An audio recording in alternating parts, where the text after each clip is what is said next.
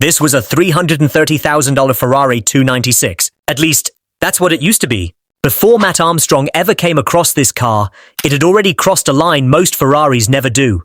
A serious accident. Enough damage for insurers to lose interest.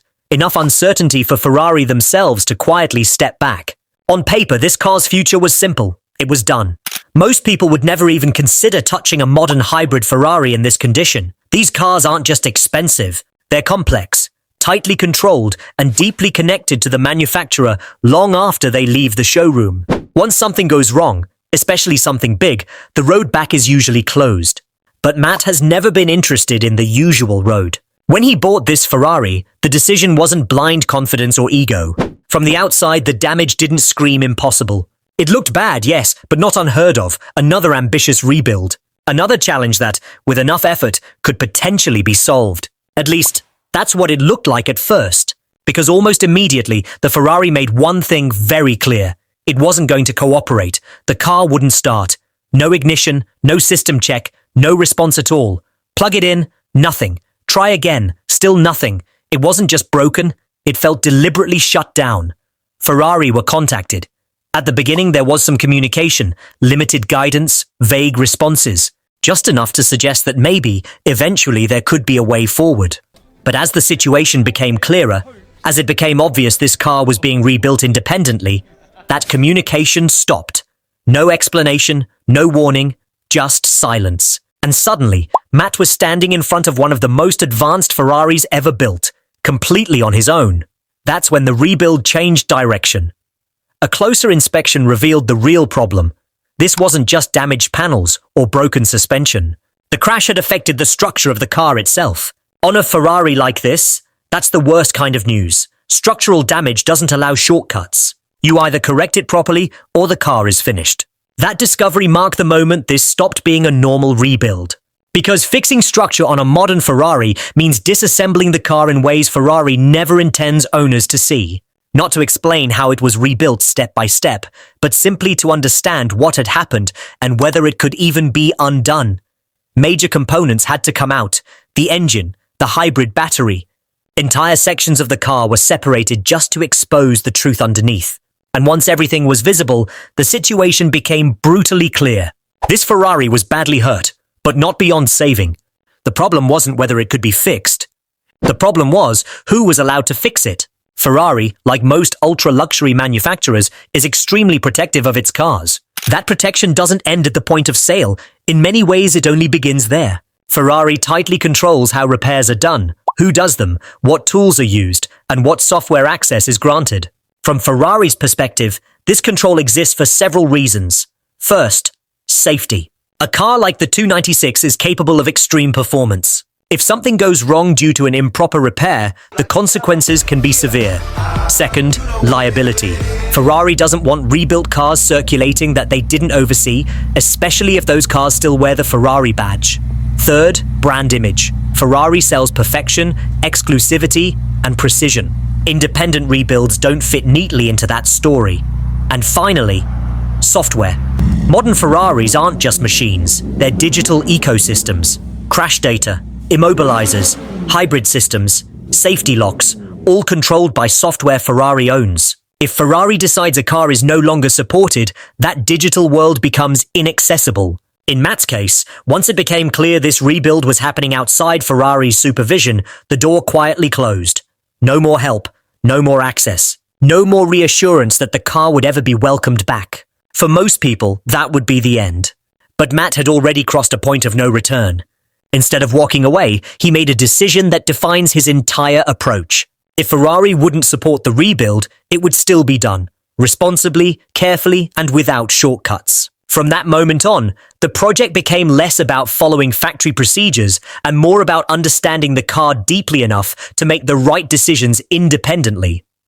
One of the biggest challenges was sourcing parts.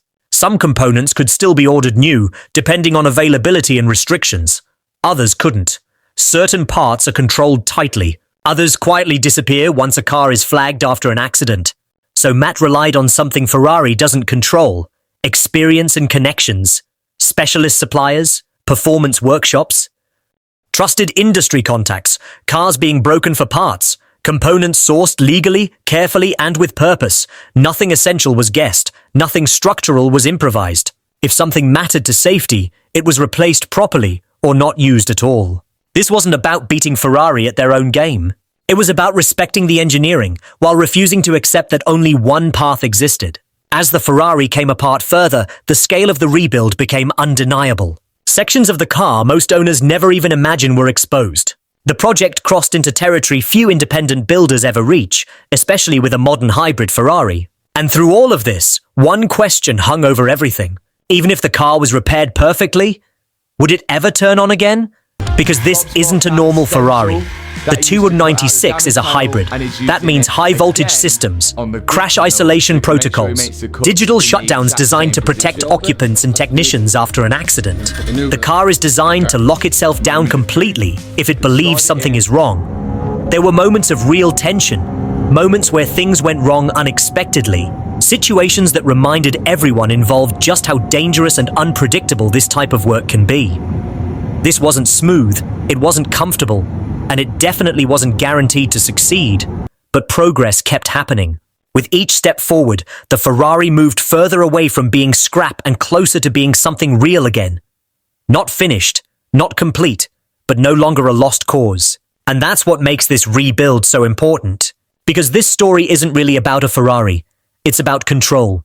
Who truly owns a car once it's sold? Who gets to decide when its life is over? Is a manufacturer's authority absolute?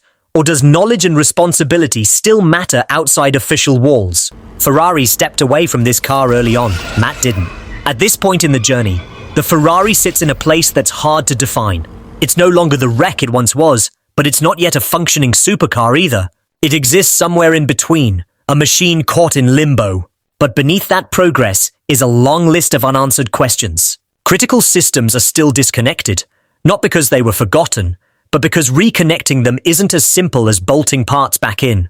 This Ferrari is governed as much by software as it is by metal. And right now, the car doesn't yet know whether it's supposed to live again. The digital side of the Ferrari, the part Ferrari controls most tightly, remains the biggest unknown. That's what keeps this project suspended in a strange balance between failure and success. Physically, the car is closer than ever to being whole. Conceptually, it's still fighting for permission to exist. And that uncertainty is exactly what gives this story its weight. Because this isn't just about whether one Ferrari turns on again. What happens next challenges much bigger ideas about modern cars. It raises questions about ownership in an age where manufacturers retain digital control long after the sale. It forces us to think about who really decides when a car's life is over. The company that built it, or the person willing to take responsibility for rebuilding it. Ferrari may believe this car crossed that line the moment it left their supervision. From their perspective, the safest, cleanest outcome may have been for this 296 to quietly disappear, never to return to the road. That belief protects the brand, limits liability, and keeps control firmly in their hands. But Matt clearly doesn't see it that way. To him, this Ferrari isn't a problem to be erased. It's a challenge to be understood. A machine that deserves a second chance. Not because it's valuable, but because it can still be made right. The refusal to walk away isn't about ego. It's about principle.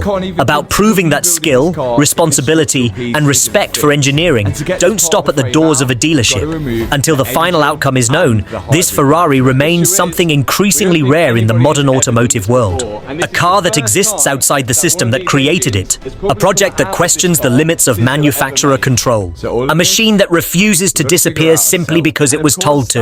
And a rebuild that moves forward without permission, waiting for the moment when the car itself decides whether it's ready to live again.